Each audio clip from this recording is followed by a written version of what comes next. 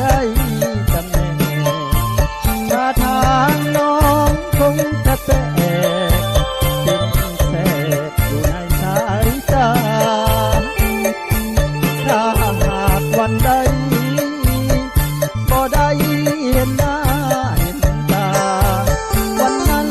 อายเหมือนคนบ้าทำมาทำฝันละเมอ